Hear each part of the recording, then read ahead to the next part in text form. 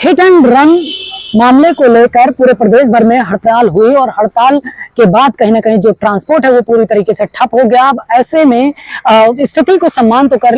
लिया गया कि कहीं ना कहीं कानून को अभी लागू नहीं किया गया है और यही आश्वासन अब ड्राइवर एसोसिएशन को दिया गया। अब ऐसे में अभी मौजूद हम राजधानी लखनऊ के ट्रांसपोर्ट नगर पर, जहां पर ड्राइविंग लाइसेंस बनते हैं। अगर हम बात करें यहाँ पर ड्राइविंग लाइसेंस बनने के, तो जिस तरीके से सरकार ने हिट एंड रन लॉ को, कानून को कहीं ना कहीं पारित करने के लिए एक बार जब जिसको लेकर हड़ताल की गई, जिसको लेकर कहीं ना कहीं लोगों के मन में डर है कि इस 10 साल की सजा और 7 लाख का जो जुर्माना है वो कहीं ना कहीं उन पर भारी पड़ सकता है। अब ऐसे में अगर जो ड्राइविंग लाइसेंस जो बनते हैं उन पर किस तरीके से सरकार अपना शिकंजा कसेगी और उन पर किस तरीके से जो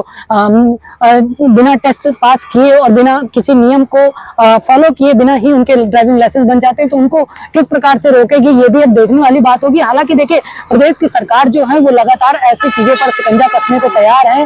और आगे की रणनीति क्या होगी इस पर भी चर्चा की जाएगी। हालांकि जो ट्रांसपोर्ट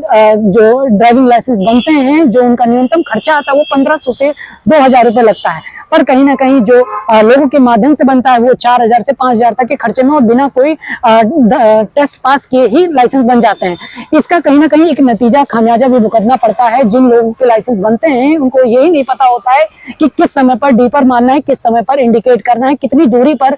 ब्रेकर है, कितनी दूरी पर कौन सा सिग्नल है। अब ऐसे में देखिए, कहीं ना कहीं जो एक्सीडेंट होते हैं उनका भी ये एक मुख्य कारण हो सकता है और इस पर भी सरकार को कुछ नए नियम लागू करने चाहिए और इसको किस तरीके से इस पर काबू पाया जाए, इसको लेकर भी खास ख्याल रखना चाहिए। वीडियो जर्नलिस्ट देवेंद्र के साथ राजकिशोर वर्मा, इंडिया 27 के लिए।